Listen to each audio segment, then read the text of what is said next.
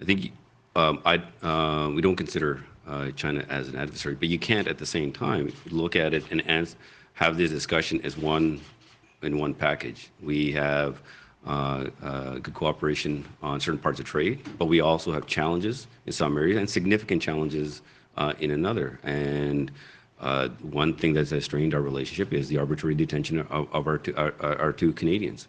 But this is a time for us to be able to work together and to be able to come up with those solutions.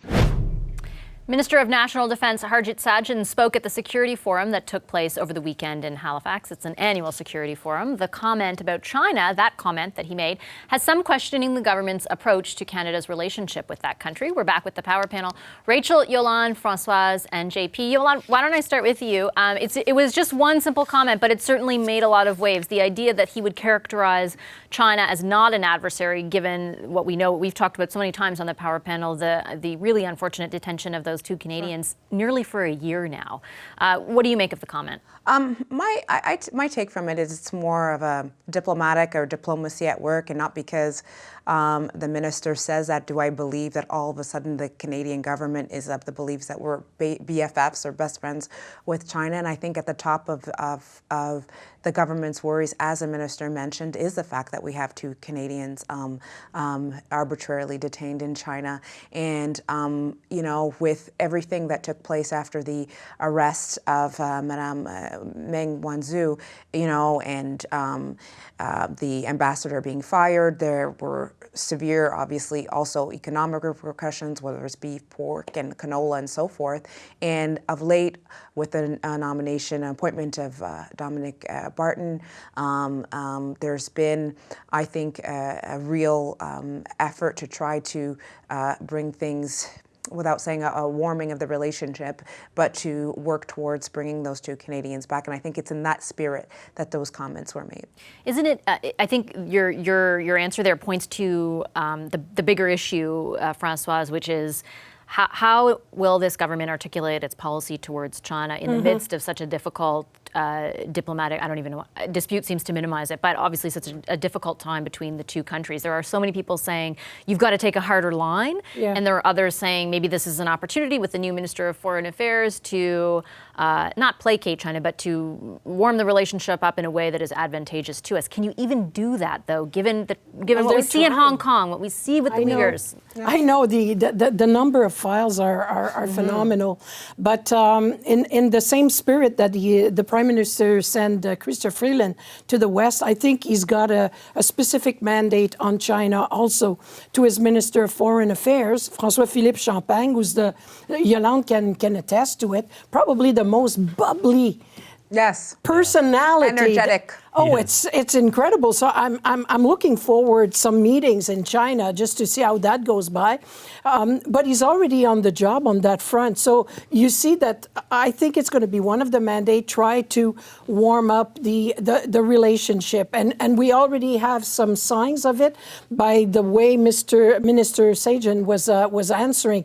I mean, anybody who follows those files were startled in a sense, because when I heard him, I thought, my God, I think Huawei is coming to Canada because they're at a security, and I'm sure that's been talked everywhere on the premise. We know how the states don't want Canada to get into, permit China to have one of their big company of internet, whatever, inside Canada because of security aspect. So the game is at it's high stakes. It's big dollars.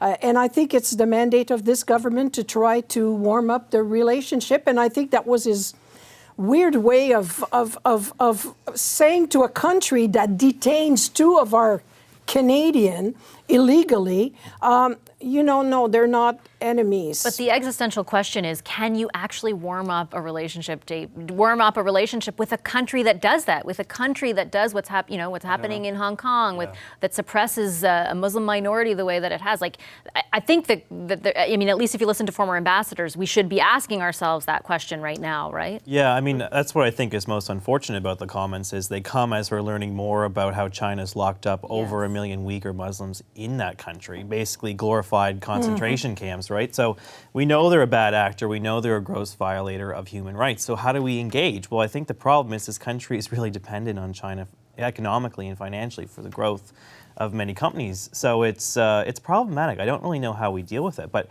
what's interesting is there is now becoming a split on the conservative and liberal sides, I think, because the conservatives are taking a much more hardline approach. And we saw that during the campaign. You know, Andrew Scheer was calling them the strongest propagator of authoritarian values in the world, calling China that, not Russia or some other traditional ally. And then we have the likes of Harjit Sajjan, who sits around the cabinet table as they're discussing all these issues, calling him not an adversary. So we're really seeing a dichotomy here, maybe a split in foreign policy.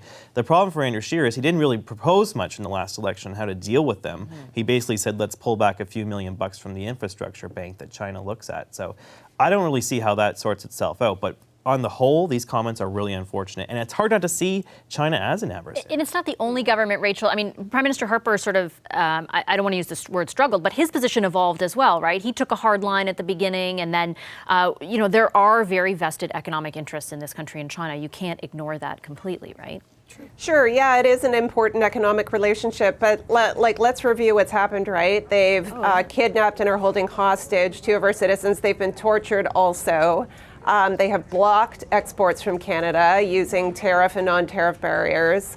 We have these, as JP said, incredibly disturbing details about the internment of the Uyghur population. We have the events in Hong Kong, the crushing of pro-democracy protesters. So at what point is that line crossed? Like, we are not entirely helpless in this relationship. The things that we export to China are also important to them. They are dependent on us in many respects. So look, when do we take a stand? That line, in my view, has long since been crossed. And the more you appease a bully, the worse it's going to get. And that is exactly the approach this government is taking towards China. It just keeps trying to say, you know, don't do anything else to us. We promise we're your friends. And it just isn't working. Okay, I'm going to leave it there. Thanks, everyone. Thanks to our power panel this evening. Great discussion. Yolande James, Rachel Curran, Françoise Boivin, and JP Tasker. Can you define what the West's relationship with China is now? Is China an adversary? Competitor, strategic competitor, adversary. I think it's clear that China and Canada do not share the same interests. We don't consider China as an adversary, but you can't at the same time look at it and have this discussion as one package. We have good cooperation on certain parts of trade, but we also have challenges in some areas and significant challenges in another. And one thing that has strained our relationship is the arbitrary detention of our 2 Canadians. But this is a time for us to be able to work together and to be able to come up with those solutions. Some difference of opinion there on stage at the Halifax Security Forum this past weekend. The head of that forum believes Canada can call China an adversary, but Canada's defense minister doesn't agree. Tensions have been high, of course, between our 2 countries for nearly a year now. So how should we characterize the relationship? Gordon Holden is a former Canadian diplomat to China. He's now the director of the China Institute at the University of Alberta. Professor Holden joins us now from Edmonton. Hi there, nice to see you again. Thanks for making time for us. It's a pleasure. Thank you. So we heard Defense Minister Sajjan there say that Canada does not view China, or he does not view China as an adversary. What's your take on that? Well, I think it's a bit risky when ministers aren't careful with their words. And I think just labeling China an adversary would have been a mistake. Adversary to me is just one step short of enemy. I often use potential adversary. We may get there at some point in the 21st century. Because of military rivalries between our neighbor, we'll see. But escalation in terminology, I don't think is going to get us what we want in terms of getting the Michaels freed, the 2 Michaels who are basically hostages there. We need to, in my view, keep calm, preserve what of the relationship is there, has been maintained, and work very hard to get beyond those 2 situations. For that reason, I don't think sliding into adversary is a good move. I mean, it may feel good, but I don't think using those terms publicly is a wise move for ministers. Well, he said that they were not an adversary, Right. but I take your point. Yeah, I take your point. What about and we were just talking about this with the panel before you, but the challenge presented to the government right now in trying to articulate a way in which, or a policy direction in which to deal with China. How big is the challenge at this juncture, given the things that you outlined? I mean, not only the international events that we're talking about where Hong Kong and the Uyghurs are concerned, but particularly what's happened between our two countries with Canola and with Michael Kovrig and Michael Spavor. Well, the relationship is fraught with difficulties, and it seems that new ones emerge on a fairly regular basis. We have, of course, at the core, the two issues, the detained Canadians and the Meng Wanzhou case. But then we have issues within China itself, certainly Xinjiang. We've known about that for some time, but now we've got additional documentation that what we suspected is the worst fears have been realized in terms of the size of the operation and the way that it's being conducted vis-a-vis the Uyghur minority. And then, of course, Hong Kong, which looms larger in Canadian eyes than for almost any other Western country, given the historical ties. Almost 2 million of over 1 million Canadians have come from Hong Kong in some manner, through Hong Kong or from Hong Kong. Our troops have fought there. So there is a forest of issues. New ones seem to come up faster than we can solve the ones that are there. But the two core issues, to me, remain the two sets of detentions. If and when those are resolved, I think we can move forward to some extent. And what does moving forward look like? Well, it means, I think, eyes wide open relationship. Quite frankly, talking to China doesn't mean approving of what they do. I mean, we kept an embassy in Berlin until September 1939, and China is not Nazi Germany. It's got lots of things we don't like about it, but it's still a country with whom we can do business. And quite frankly, south of the border, our closest ally and protector, really, in security terms, is trying to get to a trade deal with China. I'm not impressed by the amount of international support we've got for the two Michaels. I know we have various companies who said they've said something, and there may be some that have been active. But from what I can see, Beijing is still thronging with Western trade ministers, PMs, leaders, and Chinese leaders are still traveling to these countries. We're a bit on our own.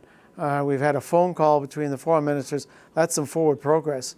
But the idea that because we don't share values, we can have nothing to do with China, I don't think that's sustainable for a small country like Canada. On the point around international help, where it comes to particularly the two Canadians who are in detention in China right now, there was a time in which we were hearing a lot more. I remember Secretary Pompeo and the remarks that he made, for example, and the president himself. Why do you think that's waned, and should there be an effort on the part of the government to increase that going forward? Well, of course, more can be done. And I think that does include trying to make sure that our allies who have more regular contact with the Chinese than we do now at the high levels, that they continue to raise the case. And I'm sure that many of them are concerned, for example, about the detention of a former diplomat. Their own former diplomats may be working or traveling to China, and will make them nervous as well. However, time passes on. Many of these countries have their own consular issues which they wish to prioritize. They also want to push trade deals, etc. So I have a gut feeling that at the end of the day, it'll be solved bilaterally between Canada and China, not through concerted pressure by outsiders. Can I ask you also on your point of just because we don't agree with everything they do, we should still, it doesn't mean that we can't talk. I think especially lately we've seen, where the Uyghurs are concerned, and you're right, of course, it's been going on for a long time, but it's kind of being laid bare, at least for mass consumption right now. What would you say to a lot of Canadians who have trouble, who are maybe not as familiar with the business interests, and I'm not trying to negate them at all, but see sort of what has been laid bare this week, particularly where the Uyghurs are concerned, and have trouble rectifying the idea of pursuing a relationship because of economic interest when something like that is happening? Well, for one thing, we're more trade dependent than almost any state on earth. Certainly far more dependent than most of Western Europe, the United States, or even Japan. Our economy, our prosperity hinges on our ability to export. Yes, Canadians should find out what's happening there. They should read the documents and make their own conclusions as to what China's at. But quite frankly, if you go back to when we first established relations with China in 1970, they were still in the throes of the Cultural Revolution. The whole country was suffering from the similar sort of oppression to some extent as we're now seeing in Xinjiang. That's not to forgive it or to forget it, but we do need to live, we need to export. I'm seeing some of the devastation and difficulty for prairie farmers right now because of the collapse of the canola trade. Yes, we ought to be vocal in our criticism of China, but realistic in our expectation of how much one country can change. Let me just ask you before I let you go, the last time we spoke with you on the show, you had just come back from a trip to China, and you had many discussions about the detention of Michael Kovrig and Michael Spavor. You had expressed some potential optimism, I don't want to characterize it unfairly there, but that the conditions of their detention might change over time. Have you seen any evidence or heard any evidence of that? I've seen no evidence of that.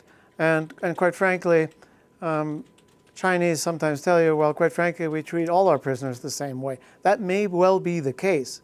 That's hardly a recommendation. I think that is something that ought to be at the forefront of discussions. I hope that when the two foreign ministers spoke, I'm sure that this was a particular issue. I feel for the families, and I feel for those two individuals, Michael Spavor and Michael Kovrig, who are at this very moment and for what I can see, haven't seen fresh air for almost a year now. So yes, that ought to be front of mind. And quite frankly, until those two detention cases are solved, and from our perspective, until the cases of our two Michaels have been solved, substantive improvement in the relationship is impossible. Okay, I'll leave it there. Thanks, Professor Holden. Appreciate your time as always. It's a pleasure, thank you. Gordon Holden, Director of the China Institute at the University of Alberta. Hi, I'm Vashi Capellos, host of Power in Politics. See more of our show by subscribing to the CBC News channel or click the link for another video.